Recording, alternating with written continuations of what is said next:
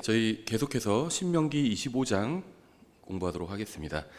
저희가 지난 시간에 1절부터 16절까지 살펴봤습니다. 오늘은 17절부터 19절 이 아말렉에 관한 말씀인데요. 여기를 간략하게 살펴보도록 하겠습니다. 먼저 잠깐 기도하겠습니다. 하나님 아버지, 주님께서 주신 말씀으로 인해 감사드립니다. 저희가 주님의 말씀을 바르게 이해하고 또 이 말씀을 따라 살 수 있도록 도와주시기 원합니다. 특별히 아말렉에 관한 이 말씀도 저희가 저희 삶에 또 바르게 적용할 수 있도록 도와주시기 원합니다. 예수님의 이름으로 기도드렸습니다. 아멘. 본문을 보시면 신명기 25장 17절, 너희가 이집트에서 나올 때 아말렉이 길에서 내게 행한 일을 기억하라. 즉 어떻게 그가 길에서 너를 만나 내가 약하고 피곤할 때 내 뒤를 치되 곧 내 뒤에 떨어진 약한 모든 자를 쳤는지 기억할지니 그가 하나님을 두려워하지 아니하였느니라. 그러므로 주 내 하나님께서 내게 주사 상속 재산으로 소유하게 하시는 땅에서 주 내 하나님께서 사방에 있는 내 모든 원수들을 물리치시고 내게 안식을 주실 때에 너는 아말렉에 대한 기억을 하늘 아래에서 지워버릴지니라. 너는 그것을 잊지 말지니라. 아말렉은 야곱의 형인 에서의 후손들입니다.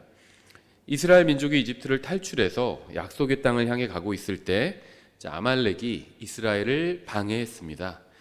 주님께서는 이스라엘 자손에게 아말렉을 잊지 말라고 말씀하셨습니다. 이번 시간에는 이 아말렉에 대한 관련 구절들을 좀 찾아보고요. 또 신약교회에게 주시는 영적 교훈도 간략하게 살펴보도록 하겠습니다. 아말렉에 관한 이제 말씀이 기록된 부분이 바로 출애굽기죠. 출애굽기 17장을 보시면 이제 실제로 있었던 일이 기록되어 있습니다. 이 신명기 25장에서는 과거에 있었던 일을 회상하는 거죠. 근데 출애굽기 17장에선 이제 실제 사건이 일어났었죠. 출애굽기 17장 8절부터 이렇게 되어 있습니다. 그때 아말렉이 와서 르비딤에서 이스라엘과 싸우니라.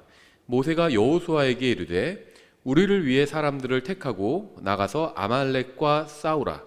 내일 내가 하나님의 막대기를 내 손에 잡고 산꼭대기에 서리라 하매 여호수아가 모세가 자기에게 말한 대로 행하여 아말렉과 싸웠고 모세와 아론과 훌은 산꼭대기로 올라갔는데 모세가 손을 들면 이스라엘이 이기고 그가 손을 내리면 아말렉이 이겼더라.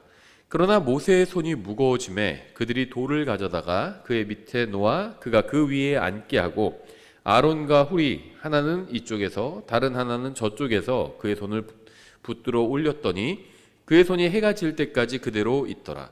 여호수아가 칼날로 아말렉과 그의 백성을 무찌르니라. 주께서 모세에게 이르시되 이것을 책에 기록하여 기념물로 삼고 여호수아의 귀에 그것을 되풀이하여 말하라. 내가 하늘 아래에서 아말렉에 대한 기억을 철저히 없애리라 하시니라. 모세가 제단을 쌓고 그것의 이름을 여호와 니시라 하였으니 이는 그가 이르기를 주께서 아말렉과 대대로 전쟁을 벌이시겠다고 주께서 맹세하셨도다 하였기 때문이더라. 이스라엘 자손은 이집트에서 400년 넘게 노예로 살았습니다. 이렇게 오랫동안 누군가를 섬기는 종으로 사는 삶을 쉽게 이해하기는 어렵겠죠. 그러니까 이스라엘 자손은 400년 동안 이집트에서 고된 노동 외에 거의 아무것도 할 수가 없었습니다. 그들이 그 기간 동안 이룬 업적 같은 건 없죠. 그들은 적그리스도의 예표인 이 파라오의 통치 아래서 아주 혹독한 세월을 보내야 했습니다. 그런데 하나님께서 그들을 해방시켜 주시고 이제 짐을 챙겨서 이집트를 떠나 약속의 땅으로 향하는 이 긴 여정에 들어가게 하셨죠. 이집트를 탈출한 직후에 이스라엘 민족에게는 군대가 없었습니다. 당연하죠. 군대를 조직했던 것이 아니고 노예가 해방된 것도 자기들이 군사 반란을 일으켜서 노예 해방해서 노예 생활에서 해방되어 자유롭게 된 것이 아니었죠. 하나님께서 그냥 어느 날 해방시켜 주신 것이었습니다. 그래서 아무런 군사적인 반란도 없었고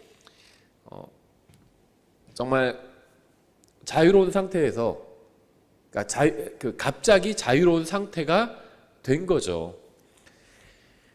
군대가 없었어요. 무기도 없었고 전쟁에 필요한 적절한 무기를 가지고 있지 않았습니다.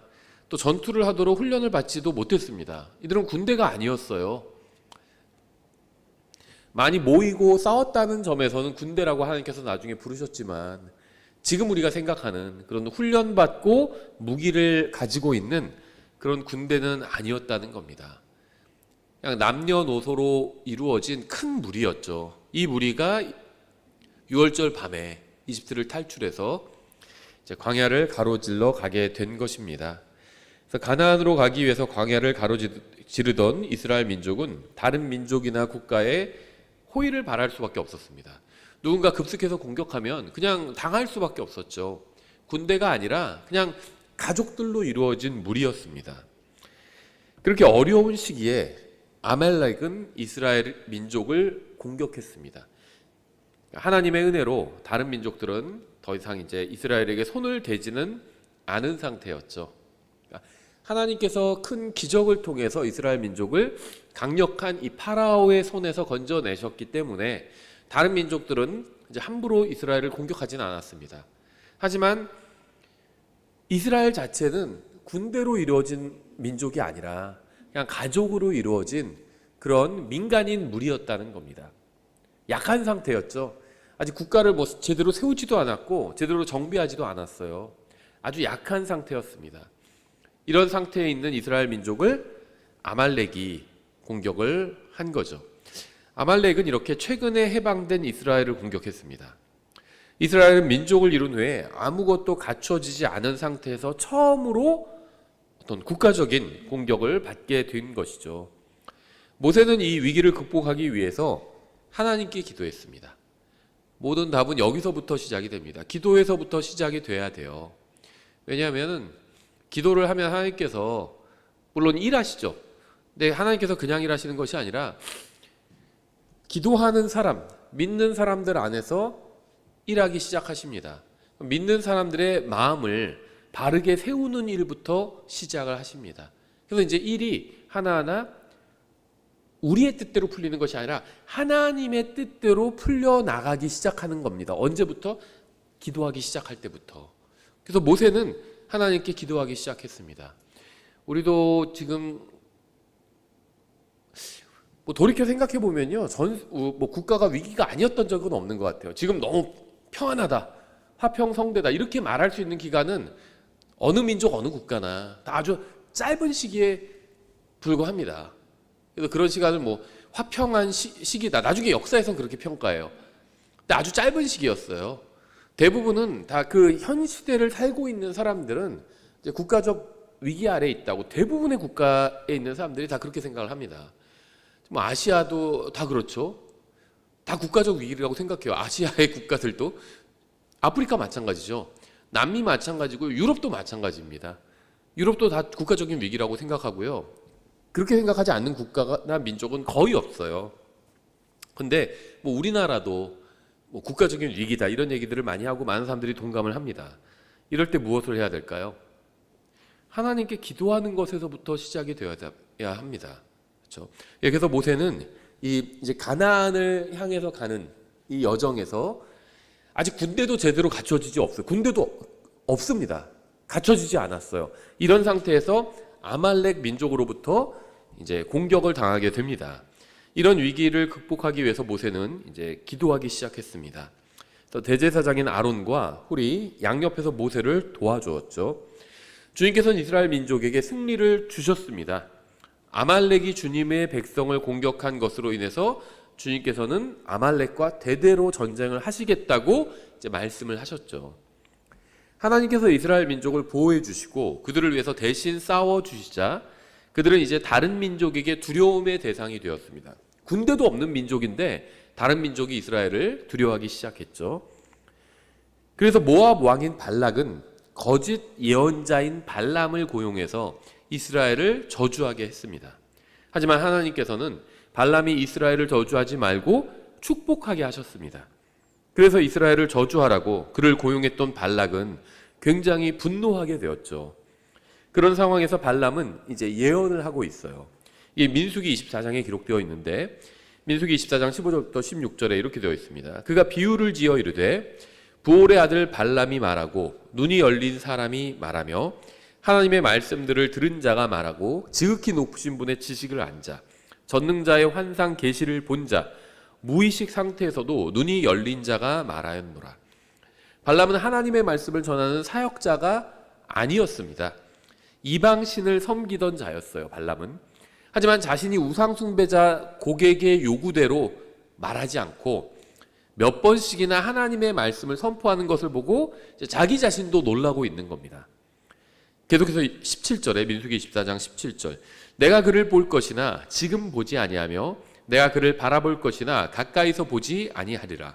야곱에게서 한 별이 나오며 이스라엘에게서 한 홀이 일어나 모압의 구석구석을 치고 셋의 모든 자손들을 멸하리라. 한 별은 예수님을 의미하고요, 한 홀은 통치하는 권력을 의미하죠. 계속해서 18절에 또 에돔은 소유물이 되고 세일도 자기 원수들의 소유물이 되며 이스라엘은 용감히 행하리라. 통치권을 가질 자가 야곱에게서 나와 그 도시에 남아있는 자를 멸하리라 하고, 또 그가 아말렉을 바라보며 비유를 지어 이르되 아말렉은 민족들 중에서 첫째였으나 그의 마지막 끝은 이러하리니 곧 그가 영원토록 멸망하리라 하니라. 아말렉에 대한 예언을 하고 있죠. 이스라엘에 대한 예언도 하고 있고, 이 발람이 아말렉에 대한 예언도 하고 있습니다. 하나님의 말씀에 의하면 아무리 많은 무슬림들이 메카를 향해서 성지 순례를 떠난다 해도, 또 아무리 위대한 이맘이 이스라엘을 저주한다 해도 이스라엘이 멸망하거나 사라지는 일은 결코 일어나지 않을 것입니다. 발락은 발람이 이스라엘을 저주하도록 계획했지만 하나님께서 개입하시자 모든 계획이 무산되고 오히려 아말렉이 저주를 받는 결과가 일어나게 되었습니다. 아말렉이 저주를 받은 이유는 하나님의 백성인 이스라엘이 약할 때 그들을 공격했기 때문이었습니다. 사사기 3장 12절도 이렇게 말씀하고 있어요. 이스라엘 자손이 주의 눈앞에서 다시 악을 행하니라. 그들이 주의 눈앞에서 악을 행하였으므로 주께서 이스라엘을 대적하려고 모압 왕 에글론을 강성하게 하시니 그가 암몬과 아말렉 자손을 자기에게 모은 뒤 와서 이스라엘을 치고 종려나무 도시를 소유하였으므로 이에 이스라엘 자손이 모압 왕 에글론을 18년 동안 섬기니라. 그러나 이스라엘 자손이 주께 부르짖음에 주께서 그들을 위해 한 구출자를 일으키셨으니 곧 베냐민 족속 게라의 아들 왼손잡이 에훗이더라. 이스라엘 자손이 그를 시켜 모압 왕 에글론에게 예물을 보냈으나, 이렇게 말씀하고 있죠.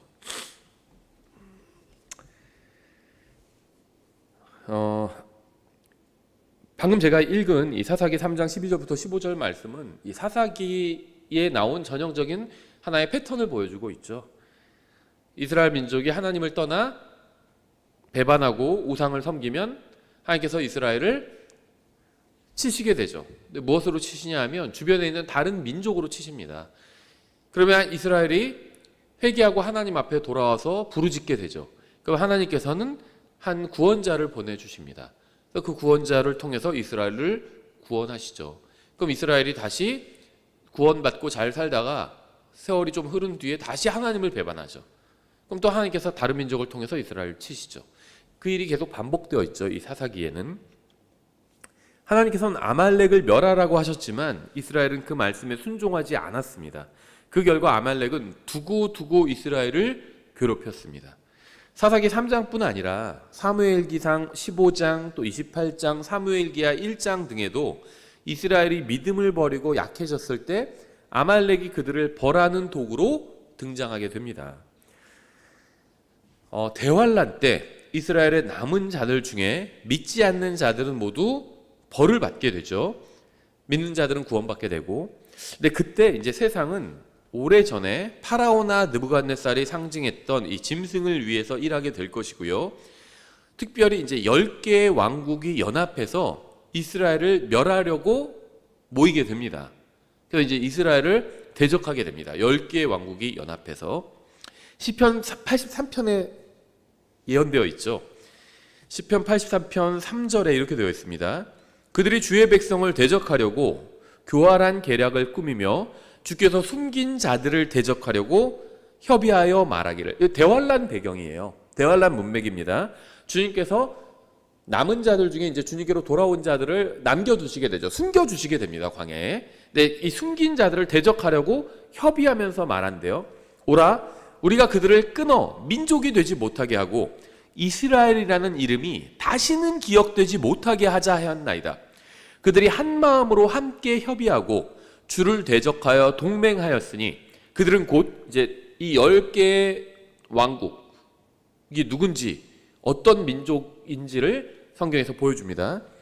그들은 곧 에돔의 장막들과 이스마엘 족속과 모압에 속한 자들과 하갈 사람들이며 그발과 암몬과 아말렉이요 두로 거주민들과 함께한 블레셋 사람들이요 아수르도 그들과 연합하여 롯의 자손을 도왔나이다. 대환란 때 여기에 열거된 10개의 민족은 연합해서 이스라엘을 멸하려고 할 것입니다. 대환란은 이스라엘이 다시 연약해질 때로 그때 그들에게는 자신을 방어하기 위해서 싸울 여력이 없을 겁니다. 구약 성경에 기록된 역사에 의하면 아말렉은 하나님의 백성인 이스라엘을 몹시 증오해서 그들이 약할 때마다 공격했습니다. 약하다는 것은 이제 국력이 약해졌다는 건데, 이스라엘은 어떤 경우에 국력이 약해지냐면 하나님으로부터 떠났을 때, 마음이 하나님으로부터 떠났을 때 이스라엘의 국력이 약해지게 됩니다. 하나님께로 돌아오면 다시 국력을 회복하게 되죠. 과거의 이스라엘은 그랬습니다. 지금은 별 상관이 없어요. 지금 전 세계적으로 이스라엘이 그래도 좀 국력이 강한 편에 있지 않나? 그러면 이스라엘이 하나님께로 돌아왔다는 건가? 그렇지 않습니다.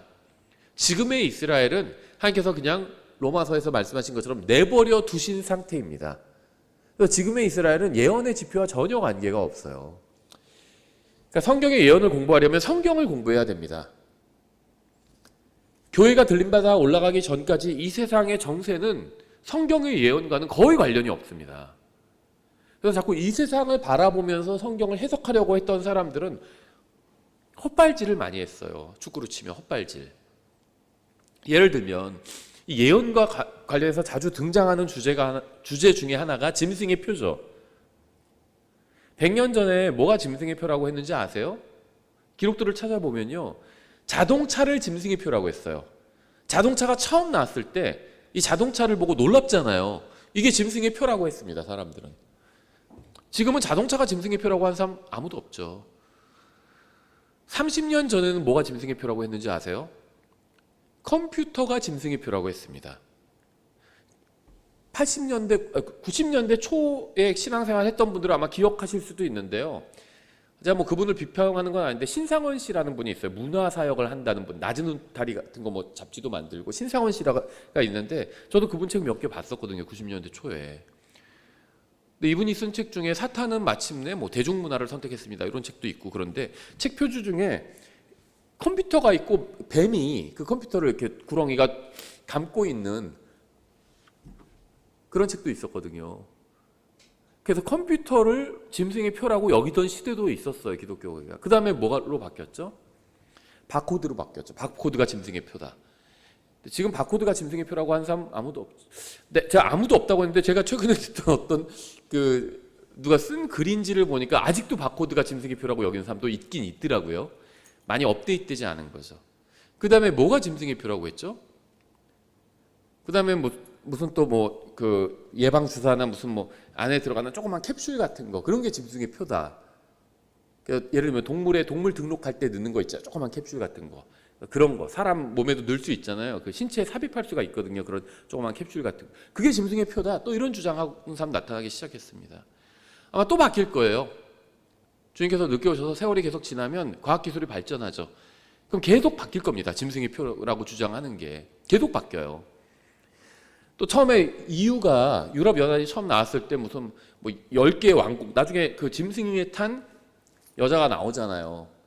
그러니까 이 짐승이 필요한데 그게 바로 유럽연합이다. 10개 봐라, 왕국으로 이루어졌는데 벌써 13개 막 넘어갔죠. 막 최근에는 더 그 유럽연합의 국가들이 더 가입하게 되잖아요. 더 늘어나게 돼요. 근데 지금은 또 분위기가 어떻죠? 영국은 유럽연합에서 빠져나오고 뭐 독일도 이제 빠져나올 거다, 막 그런 얘기도 또 나오고 있죠. 정세가 계속 바뀌어요. 근데 그걸 보고 자꾸 성경의 예언을 해석하려고 그러면 틀리게 된다는 겁니다.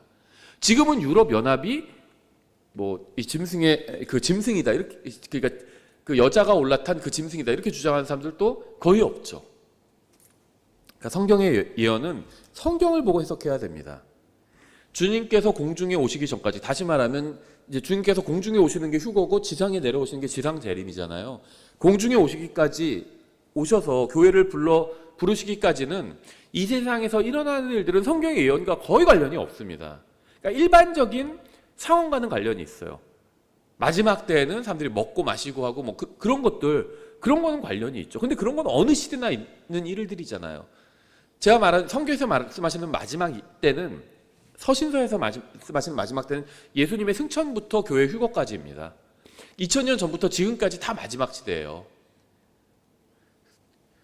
휴거나 재림을 위한, 특히 휴거를 위한 특별한, 휴거를 위한 표적이 없다는 겁니다. 그래서 이 세상에서 일어나는 일들, 뭐 정치적인 일들, 뭐 국가 간의 일들, 이런 거 보고 성경의 예언을 끼워 맞추려고 하면 항상 틀리게 되어 있다는 겁니다. 예, 어쨌거나 마지막 때, 이제 그 대환란 때는요, 10개의 민족이 연합해서 이스라엘을 멸하려고 할 것입니다. 대환란은 이스라엘이 다시 연약해질 때로, 그때 그들에게는 자신을 방어하기 위해서 싸울 여력이 없게 됩니다. 그래서 구약 성경에 기록된 역사에 의하면 아말렉은 하나님의 백성인 이스라엘을 몹시 증오하고요, 약할 때마다 공격했습니다. 하나님께서는 자신의 약속을 지키기 위해서 이스라엘이 주님의 말씀대로 살지 않을 때에도 그들을 위해서 싸우시고 그들을 구원해 주시고 보호해 주셨습니다. 신명기로 돌아와서 25장 18절에 즉 어떻게 그가 길에서 너를 만나 내가 약하고 피곤할 때 내 뒤를 치되 곧 내 뒤에 떨어진 약한 모든 자를 쳤는지 기억할지니 그가 하나님을 두려워하지 아니하였느니라. 아말렉이 이스라엘을 공격했는데 어떤 경우에 공격했냐면 약할 때 공격했고, 특히 약할 때에도 뒤에 처진 사람들을 공격했다는 겁니다. 그래서 영적으로 뒤에 처지면요, 항상 공격 대상이 돼요. 떨어져 나가는 공격 대상이 되게 된다는 겁니다. 아말렉은 이스라엘이 약할 때 공격했습니다. 그들이 영적으로 깨어있지 않고 믿음 안에서 걷지 않고 싸울 준비가 되어 있지 않을 때 뒤에서 공격했습니다. 아말렉의 전략은 앞서가는 자들이 아닌 뒤처져가는 자들을 치는 것이었습니다. 무리의 약한 자들을 치는 것이 아말렉의 공격 패턴이었다는 겁니다. 아말렉이 이스라엘이 약할 때 그들을 공격했던 것과 유사한 일들이 이 신약 교회에서도 일어나고 있습니다. 우리의 싸움은 육체적인 것이 아닙니다. 우리는 그리스도인으로서 영적 싸움을 해야 합니다. 성경에 의하면 교회는 건물이 아니라 예수 그리스도를 구원자로 믿고 구원받은 사람들의 모임이죠. 이게 교회입니다. 그러니까 사람이 교회예요. 믿는 사람들이 교회죠. 우리는 교회로서 하나님께서 우리에게 하라고 하신 일을 해야 되고 또 가라고 하신 길로 가야 합니다. 그런데 이제 우리가 가야 할 길에는 원수들이 기다리고 있어요. 이스라엘이 이집트를 탈출해서 가나안 땅으로 가는 길에 원수들이 있었잖아요. 그것처럼 영적으로도 똑같다는 겁니다. 교회가 가야 될 좁은 길이 있는데 그 길에는 항상 원수들이 기다리고 있다는 겁니다. 우리의 원수들은 우리가 강할 때가 아닌 약할 때 우리를 공격합니다. 여기서 말하는 강할 때는요, 무슨 뭐 건물도 크게 짓고 사람도 많이 모이고 이런 걸 말하는 게 아니라 믿음이 강할 때를 말하는 겁니다. 하나님의 말씀을 믿고 있을 때, 그 말씀대로 행하고 그 말씀대로 살고 있을 때, 이때가 교회가 강할 때입니다. 이럴 때 우리를 공격하는 것이 아니라 약할 때, 하나님의 말씀대로 살지 않을 때, 이제 그때가 공격할 타이밍이라는 겁니다. 우리가 영적으로 강건하고 감정적으로 안정되어 있을 때가 아니라 믿음에서 실패하고 좌절하고 낙담하고 있을 때, 그때가 이제 공격할 시기라는 겁니다. 교회의 원수들은 특히 뒤처진 자들을 집중 공격해서 떨어져 나가게 할 것입니다. 하나님의 사람들과 즐겁게 교제를 나누고 함께 일할 때보다 불평과 불만이 서서히 고개를 들려고 할 때 우리의 아말렉은 우리를 공략해서 떨어져 나가게 할 것입니다. 고린도전서 12장 12절에서 이렇게 말씀하고 있어요. 몸은 하나인데 많은 지체를 가지고 있고 그 한 몸에 모든 지체가 많아도 한 몸인 것 같이 그리스도께서도 그러하시니라. 구원받은 모든 사람은 그리스도 안에서 한 몸을 이루고 있습니다. 계속해서 15절. 만일 발이 이르되 나는 손이 아니니 몸에 속하지 아니한다 하면 이런 이유로 그것이 몸에 속하지 아니하느냐. 구원받았다면 자신이 몸에 속한다고 생각하거나 혹은 몸에 속하지 않는다고 생각하는 것 자체는 아무 상관이 없어요. 구원받은 사람이 자신은 그리스도의 몸에 속하지 않는다고 생각한다고 해서 사실이 달라지는 것이 아닙니다. 구원받았다면 인정하든 인정하지 않든 상관없이 그리스도의 몸 안에 속해 있습니다. 구원받은 모든 사람은 다 한 몸을 이루고 있다는 거예요. 인정하든 인정하지 않든. 제대로 우리 편이 아니야. 그렇게 생각한다고 해서 다른 편이 되는 것이 아니라는 겁니다. 그 사람도 구원받았다면 같은 편인 거예요. 그리스도의 몸 안에 속해 있다는 겁니다. 계속해서 고린도전서 12장 20절. 그러나 이제 그것들이 많은 지체들이지만 그럼에도 오직 한 몸이니라.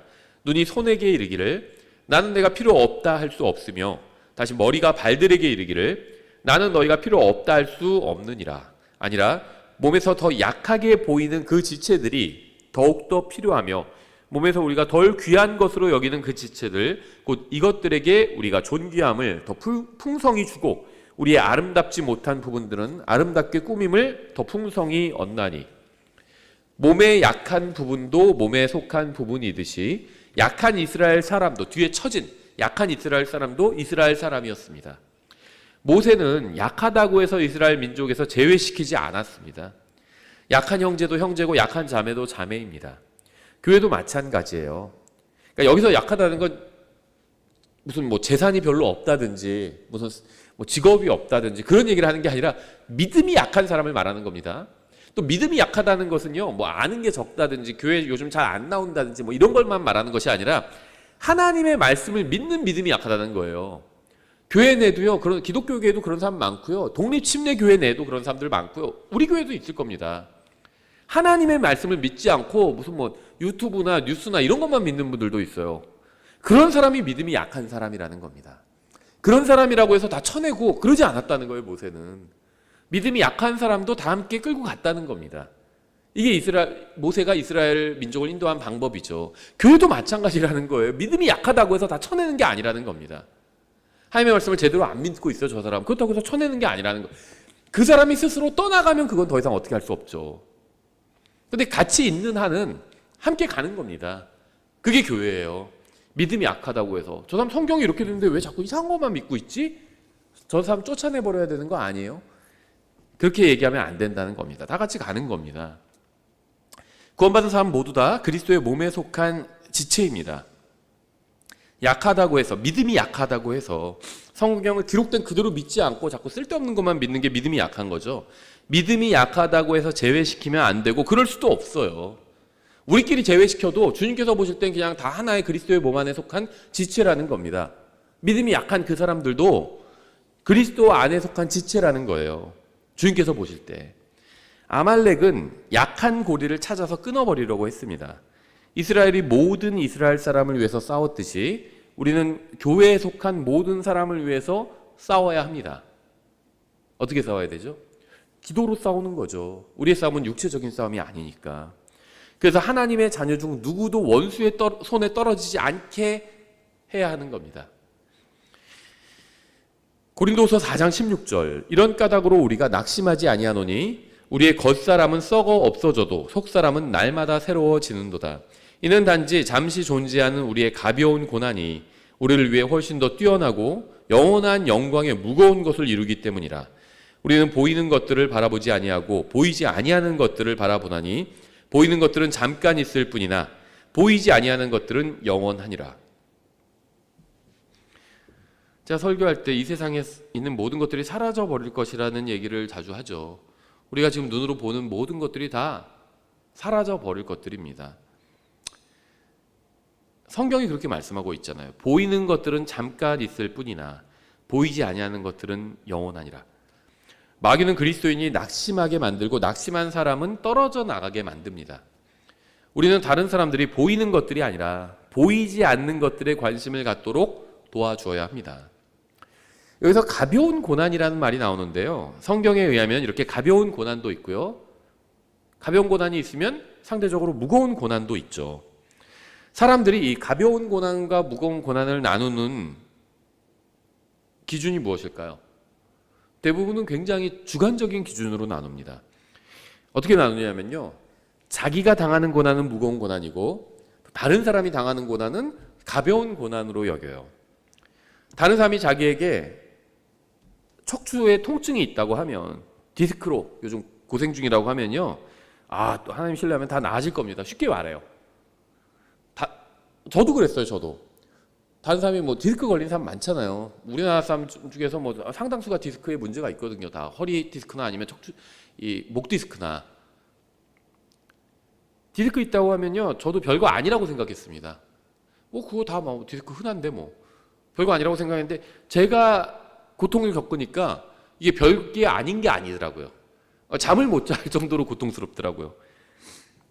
그러다 어떤 운동하면 난다고 해서 열심히 했더니 또 많이 좋아졌거든요. 거의 사라졌어요. 그러니까 내가 겪지 않는 고난은 별로 인정하지 않아요. 그냥 별거 아니라고 생각합니다. 그거 통증, 디스크 통증 뭐 다 있는 건데 뭐. 근데 이제 자기가 겪게 되면 그거는 대단히 큰 고통으로 여긴다는 거죠. 자기에게 같은 고통이 오게 되면 마치 자기가 세상 모든 고난을 짊어진 것처럼 생각합니다. 다른 사람이 그 고난을 겪을 때는 뭐 아무것도 아닌 것처럼 기도 열심히 하시라고, 기도하면 다 좋아질 수 있다고 뭐 쉽게 얘기해 놓고는, 건강할 때는 아픈 사람들이 왜 저렇게 나약한 소리 하는지 모르겠다고 생각합니다. 하지만 막상 자기가 아프게 되면 아무도 자기를 이해하는 사람이 없다고 또 생각을 하죠. 그러니까 내가 당하는 고난은 무거운 고난이고 남들이 당하는 고난은 가벼운 고난이다, 이렇게 생각하죠. 그리스도의 몸 안에는 항상 고난으로 인해서 낙심하고 쓰러져 있는 사람들이 있습니다. 무거운 고난을 견뎌내는 법을 아직 배우지 못한 사람들도 부지기수입니다. 이런 사람들을 함부로 판단하고 비난하는 사람들도 또 많이 있죠. 우리는 이런 사람을 함부로 판단하지 말고 도와주어야 합니다. 어떤 게 도와주는 걸까요? 일단 그들의 말에 귀를 기울여 주고요, 또 위로해 주고요, 또 그들을 위해서 기도해 주는 겁니다. 이것이 그들의 고난에 동참하는 거예요. 많은 사람들이 굉장히 답답해요. 신앙인들도, 그리스도인들도. 어디에 하소연하고 싶은데 하소연할 데가 없는 거예요. 가끔 이제 상담한다고 제가 전화번호를 공개해놨는데, 사실은 신앙 상담인데 제가 구원 상담이라고 이렇게 해놨거든요. 그러니까 구원받고 싶은데, 믿고 싶은데 그게 잘 안 되는 사람들을 도와주기 위해서 제가 전화번호를 공개해 놓은 건데, 그런 사람들도 아주 가끔씩 전화 오지만 그냥 신앙 상담하기 원하는 사람들도 너무 많아요. 근데 그냥 신앙 상담이 아니라 대부분 하소연인 경우가 많아요. 답답한데 누가 들어줄 사람이 없는 겁니다. 자기 얘기를. 사람들 만나서 교제해보면요, 다 얘기하고 싶어요. 답답하니까, 여러 가지 일로 답답하니까 얘기하고 싶어하고, 다른 사람 얘기를 들어주고 싶어하는 사람은 거의 없습니다. 왜냐하면 다른 사람 얘기를 들어주게 되다 보면 대부분이 이 감정의 쓰레기통 역할을 하게 되거든요. 그 사람이 쏟아내는 나와 관계도 없는 얘기들, 그 다음에 뭐 누구와 어땠고, 뭐 누가 자기를 어떻게 했고, 막 자기가 너무 힘들고, 이런 얘기들을 막 쏟아내는데 그걸 들어줘야 되는데, 듣는 상대방은 사실 감정의 쓰레기통 역할을 하는 거예요. 근데 그거를 이제 돈 주고 하는 데가 정신과 의사잖아요. 정신과 병원이잖아요. 물론 이제 들어만 주는 게 아니라 또 약물 치료도 해주죠. 근데 이제 정신과 가서 그렇게 하긴 싫고, 그러니까는 이제 누구 들어줄 사람을 찾는데 없잖아요. 그러니까 이제 신앙 상담 한다고 하니까 전화해가지고 그런 얘기 하는 사람들이 있어요. 그 뭐 들어줍니다. 들어주는데 그걸 통해서 많이 위로받는 사람들도 있어요. 그래서 자기랑 내가 너무 잘 통한다는 겁니다. 전 들어준 것밖에 없는데. 근데 이 사람이 별로 저희 교회에서 가르치는 이 신앙에 관심이 없어요. 그래서 이제 그냥 그렇게 들어주다 얘기를 끝내는 경우도 있는데, 들어주고 제가 이제 다시 복음을 전하러 오면 그것도 듣기 싫어해요. 그러면서 자기 얘기만 들어달라는 건데, 들어주는 것 자체가 도와주는 도움이 되는 경우가 굉장히 많더라고요. 그래서요, 들어주고요, 위로해주고요, 또 기도해줘야 합니다. 함부로 판단하지 말고 위로해주고, 또 그 다음 위해서 기도해줘야 합니다. 이것이 그들의 고난에 동참하는 겁니다. 누구나 고아도 될 수 있고 과부도 될 수 있어요. 또 누구나 고치기 어려운 병에 걸릴 수도 있습니다. 그리고 그렇게 어려운 순간에 아말렉이 치고 들어와서 완전히 쓰러뜨리려고 할 수 있습니다. 인생의 위기는 누구에게나 올 수 있습니다. 전에 경험해보지 못한 큰 위기가 왔을 때 그것을 어떻게 처리하고 대응해야 할지 모를 수도 있어요. 실망스러운 일이 일어났을 때 어떻게 반응해야 할지 모를 수도 있습니다. 그럴 때 많은 사람들이 낙심하고 넘어져 버립니다. 하지만 그리스도인에게는 최악의 순간에도 최고의 도움을 받을 수 있는 특권이 있죠. 예수님께서는 하나님의 아버지 옆에 계시면서 한 손으로는 하나님의 손을 잡으시고 다른 한 손으로는 믿는 사람의 손을 잡으시며 중보해 주시고 도와주실 수 있습니다. 믿는 모든 사람은 그리스도 안에서 한 몸을 이루고 있습니다. 우리는 고난과 어려움으로 인해서 쓰러진 다른 지체들을 도와야 합니다. 그들을 위해서 싸워야 합니다. 낙심과 의심과 두려움과 실망에 갇혀버린 지체들이 다시 그러한 것들을 털어버리고 일어설 수 있도록 도와주어야 합니다.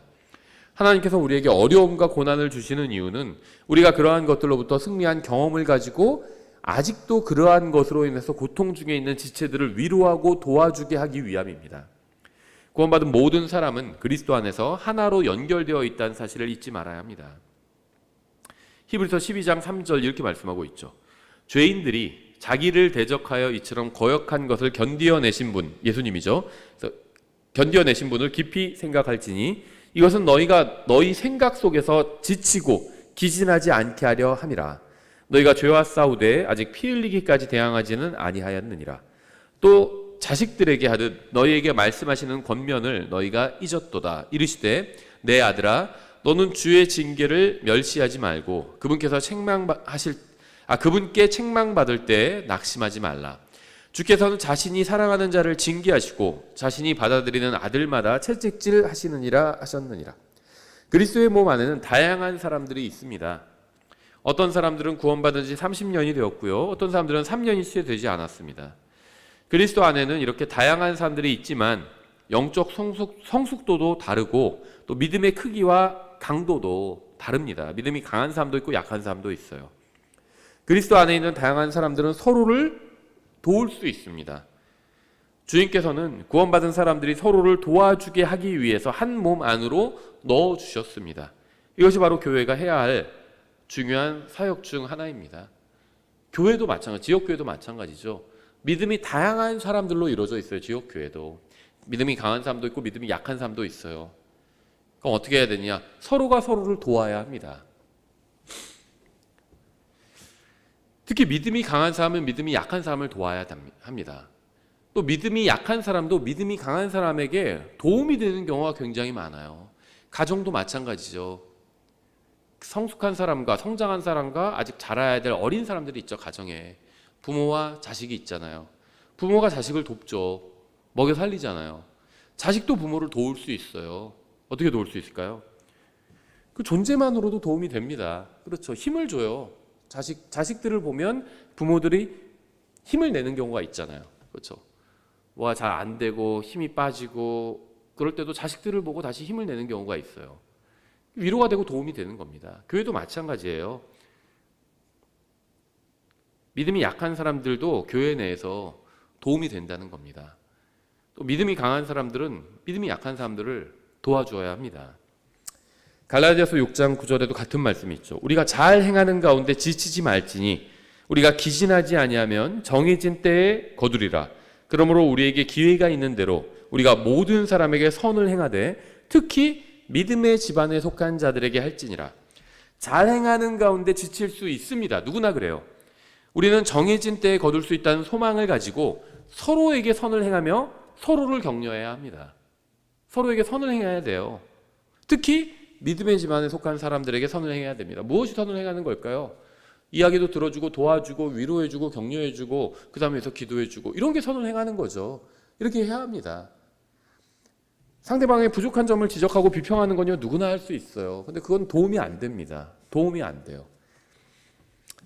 모세는 이스라엘 자손을 위해서 산 위에서 기도했습니다. 우리도 모세처럼 다른 사람을 위해서 기도하되 특히 그리스도 안에서 한 몸을 이루고 있는 형제 자매들을 위해서 기도해야 됩니다. 특히 한 교회로 모인 사람들을 위해서 기도해야 합니다. 특히 그 중에서 약한 사람들을 위해서 기도해 줘야 합니다. 우리가 기진하여 넘어졌다가 다시 일어난 것은 누군가 우리를 위해서 기도해 주었기 때문이라는 사실을 또 잊지 말아야 합니다. 이스라엘 전체가 결국 승리해서 약속의 땅을 차지하는 것처럼 교회 전체도 결국 승리해서 주님과 함께 통치한다는 사실을 기억하고 서로를 위해서 기도하고 격려하고 도와줘야 합니다. 이게 해야 될 일이에요. 특히 약한 사람들을 위해서 또 그렇게 해야 된다는 겁니다. 예, 저희가 이 아말렉에 관한 말씀을 영적으로 적용해 봤습니다. 다음 시간에 계속해서 26장 살펴보도록 하겠습니다.